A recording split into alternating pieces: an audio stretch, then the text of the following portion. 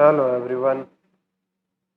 जैसे कि हम पढ़ रहे थे एनसीईआरटी की बुक्स और आज हम एक नई बुक शुरू करने जा रहे हैं। एक मिनट पेन के साथ क्लास 7 की पॉलिटी की बुक जिसका नाम है सामाजिक और राजनीतिक जीवन सेकंड, जिसका फर्स्ट भाग हमने क्लास 6 में पढ़ा था और ये सेकंड भाग क्लास 7 में है। इसका फर्स्ट चैप्टर इस वीडियो में हम पढ़ेंगे जिसका नाम है समानता। समानता में शुरू में ही दिया हुआ है अलग अलग चित्र बनाकर नीचे उनके नाम और उनमें समानता या भिन्नता को देखने का एक प्रयास यहाँ पे किया गया है, जिसमें ये सबसे पहले छोटे लाल नाम का एक किसान है जिसका तस्वीर कुछ इस तरह से बनी है। ये मंजित कौर एक शिक्षिका जो इस तरीके से बैग लिए हुए एक औरत के रूप में एक शिक्षिका बनी हुई है। ये है तेजा सिंह एक व्यापारी बना हुआ है और ये है ग्रीस राव छात्र जो एक हेलमेट और घड़ी को देखते हुए। और ये है कांता देवी घरेलू कामगार देख सकते हैं इसमें। और ये सुजाता कुमारी घरेलू कामगार, ये भी है घरेलू कामगार होंगे। इसमें एक कहानी के रूप में दिया हुआ है कि चुनाव के दिन कांता और उसकी दोस्त सुजाता वोट डालने के की बारी का इंतजार कर रही है।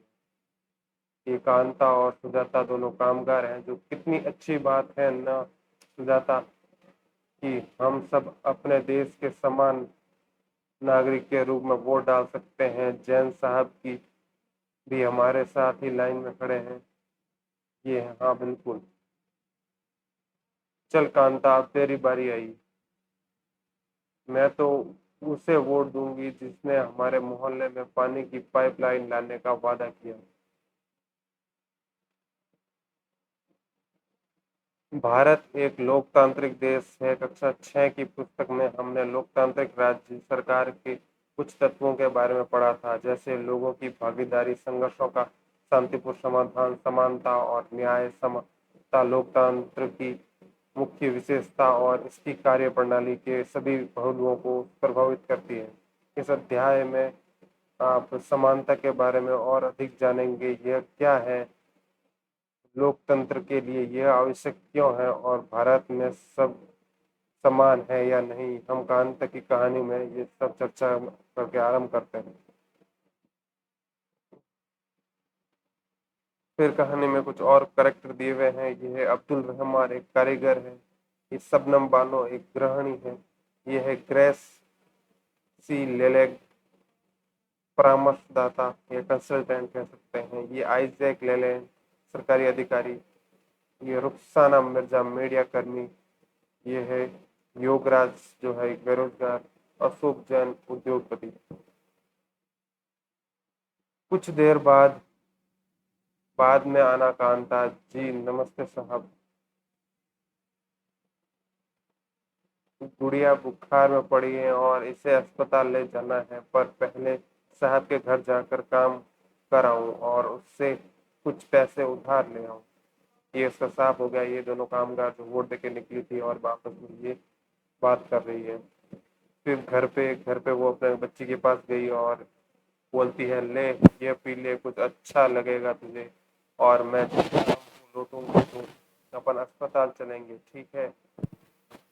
गुड़िया बार बार बीमार नहीं पड़ेगी तो और क्या होगा। इस बस्ती में मैं तो सभी काम साफ सुथरी होती ही नहीं है। फिर है कोनों को अच्छे से साफ करना।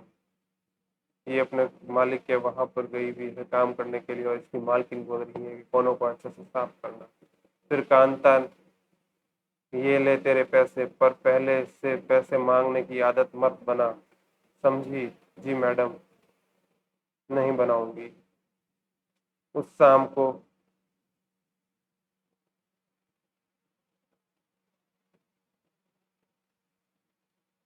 उस शाम को बस जरा सी देर बेटी। जैन मैडम और जैन साहब वोट डालने के लिए लाइन में भले ही खड़े रहे हो, पर अपने बच्चों को इलाज के लिए उन्हें लाइन में नहीं लगना पड़ता है।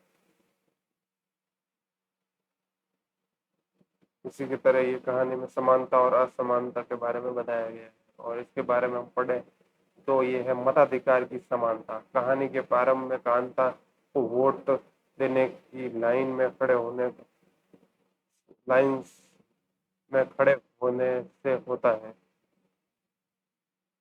पुनः उस उन विभिन्न लोगों की ओर देखो जो आपके साथ लाइन में खड़े हैं। कांता अपने मालिक अशोक जैन को पहचान लेती है और अपने पड़ोसी छोटे लाल को भी। भारत जैसे एक लोकतांत्रिक देश में सब वयस्कों को मत देने का अधिकार है, चाहे उसका धर्म कोई भी हो, शिक्षा का स्तर या जाति कुछ भी हो, वे गरीब हो या अमीर। उसे जैसा कि आप पिछले वर्ष की पुस्तक में पढ़ चुके हैं, सार्वभौमिक वयस्क मताधिकार कहा जाता है।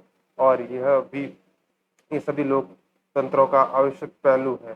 सार्वभौमिक वयस्क मताधिकार का विचार समानता के विचार पर आधारित है, क्योंकि यह घोषित करता है कि देश का हर वयस्क स्त्री पुरुष, चाहे उसका आर्थिक स्तर या जाति कुछ भी हो क्यों ना हो, एक वोट का हकदार है। कांता वोट देने के बहुत उत्सुक हैं और यह देखकर बहुत खुश हैं कि वह अन्य सबके बराबर है, क्योंकि उन सब के पास एक ही वोट है। परंतु जैसे जैसे दिन बीतता जाता है, कांता के मन में समानता के वास्तविक अर्थ के बारे में शंका होने लगती है। वह क्या बात है जिसके कांता के मन में शंका पैदा कर दी? आओ उसके जीवन की दिनचर्या देखते हैं। वह एक झोपड़पट्टी में रहती है और उसके घर के पीछे एक नाला है। उसकी बेटी बीमार है, परंतु वह अपने काम से एक दिन भी छुट्टी नहीं ले सकती, क्योंकि उसे अपने मालिक के बच्ची को डॉक्टर के पास ले जाने के लिए पैसे उधार लेने हैं। घरेलू काम की नौकरी से थका देती है और अंततः उसके दिन की समाप्ति फिर लंबी लाइन में खड़े होकर होती है। सरकारी अस्पताल के सामने लगी यह लाइन उस लाइन से भिन्न है जिसमें वह सुबह लगी थी, क्योंकि वह लाइन में खड़े अधिकांश लोग गरीब हैं। आपके विचार से समानता के बारे में शंका करने के लिए कांता के पास क्या पर्याप्त कारण है? उपरोक्त कहानी के आधार पर ऐसा सोचने के 3 कारण बताइए।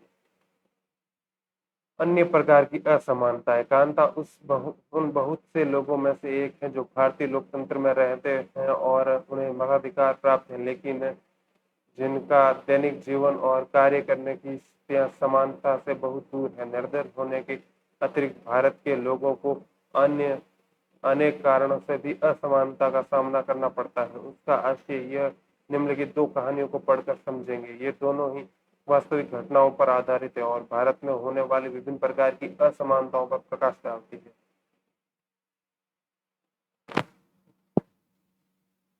भारत में सामान्यतः प्रचलित असमानताओं में से एक है जातिगत व्यवस्था। यदि आप ग्रामीण भारत में रहते हैं तो जातिगत पहचान का अनुभव शायद बहुत छोटी आयु से ही हो जाता है। यदि आप भारत के शहरी क्षेत्र में रहते हैं तो शायद ये सोचेंगे कि लोग अब जात पात में विश्वास नहीं करते, परंतु जरा एक प्रमुख समाचार पत्र के वैवाहिक विज्ञापन के कॉलम को देखिए तो आप पाएंगे कि उच्च शिक्षा प्राप्त शहरी भारतीय के दिमाग में भी जाति कितनी महत्वपूर्ण है।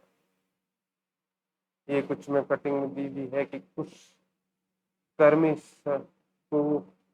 कुर्मी क्षत्रिय 26 साल की आयु 5 फीट 4 इंच बीएससी की माइक्रोबायो एमएससी बायोटेक में इसकी स्टडी, बीएड असिस्टेंट प्रोफेसर है, प्राइवेट कॉलेज में है, हेतु सजातीय वर्ग चाहिए। ब्राह्मण जिजोदिया बुंदेलखंड ब्राह्मण ध्रुव कौशल गोत्र 30 साल 5 फीट गौर वर्ण एमएससी 3 वर्षों में एक डिप्लोमा कोर्स करने हेतु वर्ण चाहिए, सर्व को ब्राह्मण मानिए। तो इस हिसाब से ये और तोमर राजपूत और ये साथ में और अग्रवाल कन्या के लिए सजातीय वर्ष मैचिंग वर्ष चाहिए। तो ऊपर दिए गए वैवाहिक विज्ञापनों में जाति की सूचना देने वाले अंशों पर गोला बनाइए। तो ये हो गया स्वजाति, अग्रवाल, यहाँ चाहिए तोमर राजपूत, राजपूत कन्या। यहाँ हो गया ब्राह्मण, सर्व ब्राह्मण मान्य। यहाँ होगा सजातीय वर्ग, कुर्मी क्षत्रिय। आइए अब एक कहानी स्कूल जाने वाले एक दलित बच्चे के अनुभवों के बारे में पढ़े। दलित के बारे में आप पहले ही अच्छे पिछले वर्ष की पुस्तक में पढ़ चुके हैं। दलित एक ऐसे शब्द हैं जो निचली कही जाने वाली जाति के लोग स्वयं को संबोधित करने के लिए प्रयोग में लाते हैं। दलित का अर्थ है कुचला हुआ या टूटा हुआ, और इस शब्द का इस्तेमाल उसके दलित यह संकेत करते हैं कि पहले भी उसके साथ बहुत भेदभाव होता था और आज भी हो रहा है। ओम प्रकाश वाल्मीकि 1650 से लेकर 2013 एक प्रसिद्ध दलित लेखक। अपनी आत्मकथा झूठन में वे लिखते हैं, स्कूल में दूसरों से दूर बैठना पड़ता था। वह जमीन पर अपने बैठने की जगह तक आते जाते चटाई छोटी पड़ जाती थी। कभी कभी तो एकदम पीछे दरवाजे के पास बैठना पड़ता था, जहां से बोर्ड पर लिखे अक्षर धुंधले दिखते थे। कभी कभी बिना कारण पिटाई की भी कर देते थे। जब वे कक्षा 4 में थे तो प्रधानाचार्य ने ओम प्रकाश से स्कूल और खेल के मैदान में झाड़ू लगाने को कहा। वे लिखते हैं, लंबा चौड़ा मैदान मेरे वजूद से कई गुना बड़ा था, जिसे साफ करने में मेरी कमर दर्द करने लगी कि धूल से चेहरा सिर अट गया था, मुंह के भीतर धूल घुस गई थी। मेरी कक्षा के बाकी बच्चे पढ़ रहे थे और मैं झाड़ू लगा रहा था। हेडमास्टर अपने कमरे में बैठे थे, लेकिन निगाह मुझ पर टिकी थी। पानी पीने तक की इजाजत नहीं थी। पूरा दिन मैं झाड़ू लगाता रहा। स्कूल के कमरों की खिड़की, दरवाजे और मास्टर और लड़कों की आंखें छिपकर तरासा तमाशा देख रही थी। ओम प्रकाश के अगले 2 दिनों तक स्कूल और लेक के मैदान में झाड़ू लगवाई जाती रही, और यह क्रम तभी रुका जब उधर से गुजरते हुए उसके पिता ने अपने बेटे को झाड़ू लगाते देखा। उन्होंने शिक्षकों का साहसपूर्वक सामना किया और ओम प्रकाश का हाथ पकड़कर स्कूल से बाहर जाते हुए ऊंचे स्वर में सबको सुनाने हुए कहा, मास्टर हो इसलिए जा रहा हूँ, पर इतना याद रखना कि मास्टर जी यूं यहीं पड़ेगा, यही इसी मदरसे में, और यूं ही नहीं, इसके बाद और भी आवेंगे पढ़ने को। ये है ओम प्रकाश वाल्मीकि की झूठन। ओम प्रकाश वाल्मीकि की किताब झूठन का मुख्य प्रश्न, जिसमें उन्होंने एक दलित बालक के रूप में बड़े होते अनुभवों को प्रस्तुत किया है। आपके विचार से ओम प्रकाश वाल्मीकि के साथ उसके शिक्षक और सहपाठियों ने असमानता का व्यवहार क्यों किया था? अपने आप को ओम प्रकाश वाल्मीकि की जगह रखते हुए 4 पंक्तियां लिखिए और उक्त परिस्थितियों में आप कैसा अनुभव करते हैं। दूसरी कहानी एक ऐसी घटना पर आधारित है जो भारत के एक बड़े शहर में घटी और देश के अधिकांश भागों में ऐसा होना एक सामान्य बात है। यह कहानी श्री और श्रीमती अंसारी की है, जो शहर में किराए पर एक मकान लेना चाहते हैं। वे पैसे वाले थे, इसलिए किराए की कोई समस्या नहीं थी। वे मकान ढूंढने में मदद लेने के लिए एक प्रॉपर्टी डीलर के पास गए। डीलर ने उन्हें बताया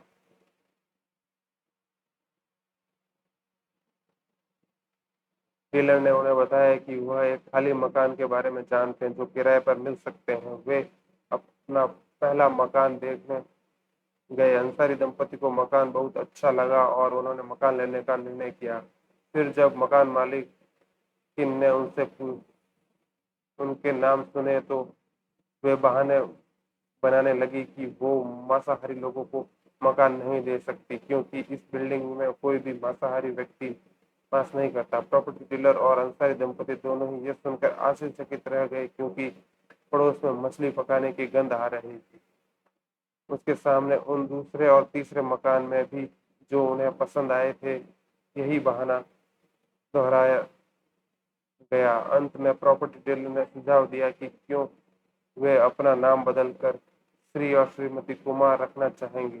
अंसारी दंपति ऐसे करने के इच्छुक नहीं थे, इसलिए उन्होंने कुछ और मकान देखने का निश्चय किया। अंत में लगभग 1 महीने ढूंढने के बाद उन्हें एक मकान मालकिन मिली जो उन्हें किराए पर मकान देने के लिए तैयार थी।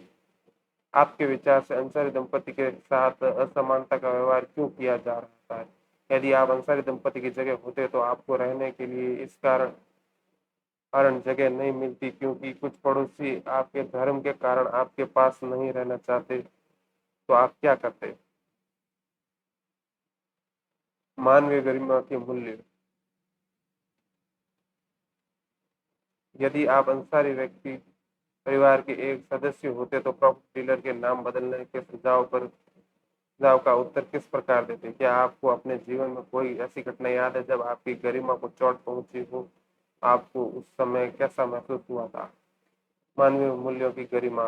अब तक आप समझ गए होंगे कि प्राय कुछ लोगों के साथ असमानता का व्यवहार बस इस कारण होता है कि उनका जन्म किस जाति, लिंग या धर्म में हुआ है। वे उच्च वर्ग के हैं या मध्यम वर्ग के या निम्न वर्ग के। ओम प्रकाश वाले संसारी परिवार के साथ असमानता का व्यवहार जातिगत और धर्मगत कारणों से हुआ। जब लोगों के साथ असमानता का व्यवहार होता है तो उनके को ठेस पहुंचती है। ओम प्रकाश वाल्मीकि तथा अंसारी दंपति के साथ किए गए व्यवहार के कारण उनकी गरिमा को ठेस पहुंची। ओम प्रकाश वाल्मीकि को उनकी जाति के कारण स्कूल से झाड़ू लगवाने का शिक्षकों और छात्रों ने उनको बुरी तरह आहत किया और उन्हें यह महसूस कराया कि वे विद्यालय के अन्य छात्रों के समान नहीं है, उनसे कमतर है। बच्चा होने के कारण ओम प्रकाश वाल्मीकि स्वयं इस बारे में अधिक कुछ नहीं कर सकते, किंतु जब उनके पिता ने उसे अपने बेटे को झाड़ू लगाते देखा तो उन्हें यह असमान व्यवहार पर क्रोध आया और उन्होंने शिक्षकों के समक्ष विरोध प्रकट किया। जब लोगों ने अंसारी दंपति को अपना मकान किराए पर देने से इनकार कर दिया तब उनके सामने सम्मान को भी चोट पहुंची। फिर जब प्रॉपर्टी डीलर ने उन्हें नाम बदलने का सुझाव दिया तब उनके आत्मसम्मान ने उन्हें ऐसा करने से रोक दिया और उन्होंने इस सुझाव को ठुकरा दिया। ओम प्रकाश और अंसारी दंपति के साथ ऐसा व्यवहार नहीं होना चाहिए। ये वे उसी सम्मान और उसी गरिमा के हकदार हैं जो अन्य किसी व्यक्ति को मिलती है।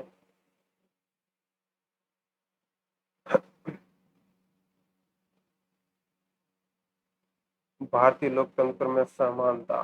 भारतीय संविधान सब व्यक्तियों को समान मान्यता मानता है। इसका अर्थ है कि देश में व्यक्ति, चाहे वे पुरुष हो या स्त्री, किसी भी जाति, धर्म, शैक्षिक और आर्थिक पृष्ठभूमि से संबंधित हो, वे सब समान माने जाते हैं। लेकिन इसके बाद भी हम यह नहीं कह सकते कि आत्म असमानता खत्म हो गई है।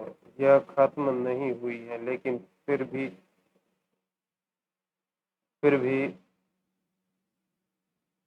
यह 1975 में बनी दीवार फिल्म में जूते पॉलिश करने वाले एक लड़का फेंक कर दिए गए पैसे को उठाने से इनकार कर देता है। वह मानता है कि उसके काम की गरिमा है और उसे उसका भुगतान आदर के साथ किया जाना चाहिए। यह खत्म नहीं हुई, लेकिन फिर भी कम से कम भारतीय संविधान में सब व्यक्तियों की समानता के सिद्धांत को मान्य किया गया है। जहाँ पहले भेदभाव और दुर्व्यवहार से लोगों की रक्षा करने के लिए कोई कानून नहीं था, अब अनेक कानून लोगों की समानता एवं उनके सम्मान के व्यवहार को सुनिश्चित करने के लिए मौजूद है। ये संसद हमारे लोकतंत्र का स्तंभ है और हम अपने निर्वाचित प्रतिनिधियों के माध्यम से उसमें प्रतिनिधित्व पाते हैं। तो ये आप देख सकते हैं, अलग अलग तरह के लोगों को स्तंभ के रूप में बताया गया है संसद की बिल्डिंग, यानी अपने कानून व्यवस्था में या अपने देश के निर्माण। समानता को स्थापित करने के लिए संविधान में जो प्रावधान है उनमें से कुछ निम्नलिखित है। प्रथम, कानून की दृष्टि से हर व्यक्ति समान है। इसका तात्पर्य यह है कि हर व्यक्ति को देश के राष्ट्रपति से लेकर कांत जैसी घरेलू कार्य की नौकरी करने वाली महिला तक सभी को एक जैसे कानून का पालन करना है। दूसरा, किसी भी व्यक्ति के साथ उसके धर्म, जाति, वंश, स्थान, जन्म स्थान और उसके स्त्री या पुरुष होने के आधार पर भेदभाव नहीं किया जा सकता। तीसरा, हर व्यक्ति सार्वजनिक स्थानों पर जा सकता है, जिसमें खेल, के मैदान, होटल, दुकानें और बाजार आदि सम्मिलित हैं। सब लोग सार्वजनिक कुओं, सड़कों और नहरों के घाटों का उपयोग कर सकते हैं। चौथा, अस्पृश्यता का उन्मूलन कर भी दिया गया है। ये है सतत विकास टू भुखमरी समाप्त करना। ये उसका एक बैनर यहाँ पे दिया गया है, जिसकी साइट है www.in.undp.org। इसका है मोटो है जीरो हंगर। शासन के संविधान द्वारा मान्य किए गए समानता के अधिकार को दो तरह से लागू किया जाता है। पहला कानून के द्वारा और दूसरा सरकार की योजनाओं एवं कार्यक्रमों द्वारा सुविधाहीन समाजों की मदद करके। भारत में ऐसे अनेक कानून हैं जो व्यक्ति के समान व्यवहार प्राप्त करने के अधिकार की रक्षा करते हैं। कानून के साथ साथ सरकार ने उन समुदायों जिनके साथ सैकड़ों वर्षों तक असमानता का व्यवहार हुआ है, उनका जीवन सुधारने के लिए अनेक कार्यक्रम और योजनाएं लागू की हैं। ये योजनाएं ये सुनिश्चित करने के लिए चलाई गई हैं कि जिन लोगों को अतीत में अवसर नहीं मिले, अब उन्हें अधिक अवसर प्राप्त हो। इस दिशा में सरकार द्वारा उठाया गया एक कदम है मध्याह्न भोजन की व्यवस्था। इस कार्यक्रम के अंतर्गत सभी सरकारी प्राथमिक स्कूलों में बच्चों को दोपहर का भोजन स्कूल द्वारा दिया जाता है। यह भोजन भारत में सर्वप्रथम तमिलनाडु राज्य में प्रारंभ की गई और 2001 में उच्चतम न्यायालय ने सभी राज्य सरकारों को इसे अपने स्कूलों में 6 माह के अंदर आरंभ करने का निर्देश दिए। इस कार्यक्रम में काफी सकारात्मक प्रभाव हुए। उदाहरण के लिए दोपहर का भोजन मिलने के कारण गरीब बच्चों में अधिक संख्या में स्कूल में प्रवेश लेना और नियमित रूप से स्कूल जाना शुरू कर दिया। शिक्षक बताते हैं कि पहले बच्चे का खाना खाने घर आते थे और फिर वापस स्कूल लौट के नहीं लौटते थे, परंतु जब स्कूल में मध्याह्न भोजन मिलने लगा तो उसकी उपस्थिति में सुधार आया है। वे माताएं जिन्हें अपना काम छोड़कर दोपहर को बच्चे को खाना खिलाने घर रहना पड़ता था, अब उन्हें ऐसा नहीं करना पड़ता है। इस कार्यक्रम से जातिगत पूर्वाग्रहों को कम करने की भी सहायता मिली है, क्योंकि स्कूल में सभी जातियों के बच्चे साथ साथ भोजन करते हैं और कुछ स्थानों पर तो भोजन पकाने के लिए दलित महिलाओं को काम करने पर रखा गया है। मध्याह्न भोजन कार्यक्रम ने निर्धन विद्यार्थियों की भूख मिटाने में भी सहायता की है, जो प्राय खाली पेट स्कूल जाते हैं और इस कारण पढ़ाई पर ध्यान केंद्रित नहीं कर पाते हैं। ये है उत्तराखंड की एक शासकीय शाला में बच्चों को उसका मध्याह्न भोजन परोसा जा रहा है। मध्याह्न भोजन कार्यक्रम क्या है? क्या आप इस कार्यक्रम में 3 लाभ बता सकते हैं? आपके विचार से यह कार्यक्रम किस प्रकार समानता की भावना को बढ़ा सकता है? अपने क्षेत्र में लागू की गई किसी एक सरकारी योजना के बारे में पता लगाइए। इस योजना से क्या किया जाता है? यह किसके लाभ के लिए बनाई गई है? यद्यपि शासकीय कार्यक्रम अवसरों की समानता बढ़ाने में महत्वपूर्ण भूमिका निभा रहे हैं, किंतु अभी भी बहुत कुछ करने की आवश्यकता है। मध्याह्न भोजन कार्यक्रम में निर्धन बच्चों का स्कूल में प्रवेश और उनकी उपस्थिति को बढ़ा दिए, लेकिन फिर भी इस देश में स्कूल जहां अमीरों के बच्चे जाते हैं, उस स्कूलों में बहुत अलग है जहां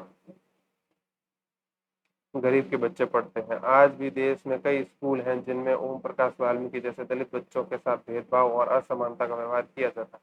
इन बच्चों को ऐसी असमान स्थिति में धकेला जाता है जहां इनके सम्मान की रक्षा नहीं हो पाती। ऐसा इसलिए है क्योंकि कानून बन जाने के बाद भी लोग उन्हें समान समझने से इनकार कर देते हैं।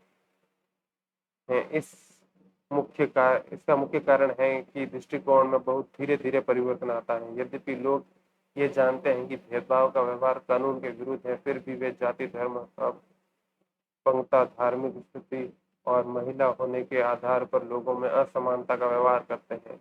वर्तमान दृष्टिकोण को बदलना तभी संभव है जब लोग यह विश्वास करने लगे कि कोई भी कमतर नहीं है और हर व्यक्ति सम्मानजनक व्यवहार का अधिकारी है। प्रजातांत्रिक समाज में समानता स्थापित करना एक सतत संघर्ष है, जिसमें व्यक्तियों और विभिन्न समाजों को सहयोग देना है। इस पुस्तक में आप इसके बारे में और अधिक पढ़ेंगे।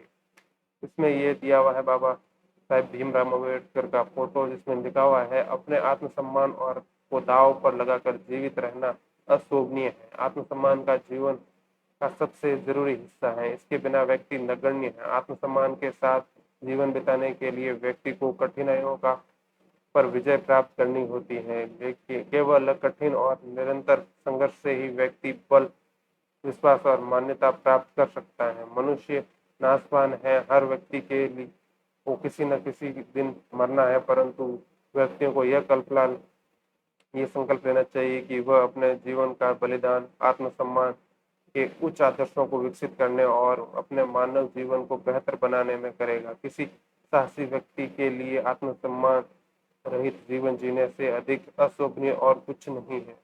ये है डॉक्टर भीमराव अम्बेडकर की कथन।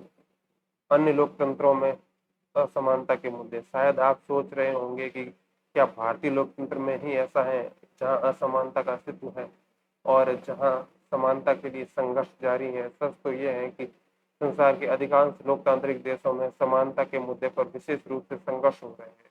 उदाहरण के लिए संयुक्त राज्य अमेरिका में अफ्रीका अमेरिकन लोग जिनके पूर्वज गुलाम थे और अफ्रीका से लाए गए थे, वे आज भी अपने जीवन को मुख्य रूप से असमान बताते हैं। जबकि 1950 में अंतिम दशक में अफ्रीकी अमेरिकनों को समान अधिकार दिलाने के लिए आंदोलन हुआ था।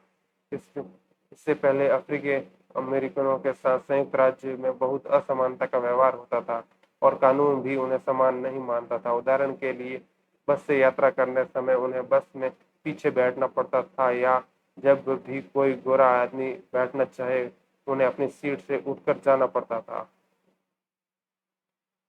यह है एक बस का दृश्य। यह है रोजा पास्कल, एक अफ्रीकी अमेरिकन औरत जिसकी एक विदेशी प्रतिक्रिया में अमेरिकी इतिहास की दिशा बदल दी। रोजा पार्कस 1913 से 2005 तक एक अफ्रीकी अमेरिकन महिला थी। 1 दिसंबर 1955 को दिन भर काम करने के थक जाने के बाद बस में उन्होंने अपनी सीट पर एक गोरे व्यक्ति को देने से मना कर दिया। उस दिन उनके इनकार से अफ्रीकी अमेरिकन के साथ असमानता को लेकर एक विशाल आंदोलन आरंभ हो गया, जो नागरिक अधिकार आंदोलन सिविल राइट्स मूवमेंट कहलाया। 1964 में नागरिक अधिकार अधिनियम ने नस्ल, धर्म और राष्ट्रीय मूल के आधार पर भेदभाव को निषेध कर दिया। इससे यह भी कहा कि अफ्रीकी अमेरिकन बच्चों के लिए सब स्कूलों के दरवाजे खोले जाएंगे और उन्हें उन अलग स्कूलों में नहीं जाना पड़ेगा जो विशेष रूप से केवल उन्हीं के लिए खोले गए थे। इतना होने के बावजूद भी अधिकांश अफ्रीकी अमेरिकन गरीब हैं। अधिकतर अफ्रीकी अमेरिकन बच्चे केवल ऐसे सरकारी स्कूलों में प्रवेश लेने के लिए सामर्थ्य रखते हैं जहां कम सुविधाएं और कम योग्यता वाले शिक्षक हैं, जबकि गोरे विद्यार्थी निजी स्कूलों में जाते हैं या उन क्षेत्रों में रहते हैं जहां के सरकारी स्कूलों का स्तर निजी स्कूलों जैसा ही ऊंचा है।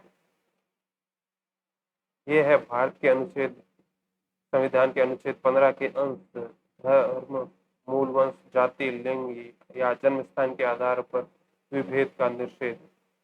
राज्य किसी नागरिक के विरुद्ध केवल धर्म, मूल वंश, जाति, लिंग, असमानता या इसमें से किसी के आधार पर कोई विभेद नहीं करेगा। कोई नागरिक केवल धर्म, मूल वंश, जाति, लिंग, असमानता या उसमें से किसी के आधार पर दुकानों, सार्वजनिक भोजनालयों, होटलों और सार्वजनिक मनोरंजन के स्थानों में प्रवेश या पूर्णतः या भागवत राज्य निधि के से पोषित या साधारण जनता के प्रयोग के लिए समर्पित कुओं, तालाबों, स्नानघाटों, सड़कों और सार्वजनिक समागम के स्थानों के उपयोग के संबंध में किसी भी निर्योग्यता, दायित्व, निर्बंधन या शर्त के अधीन नहीं होगा।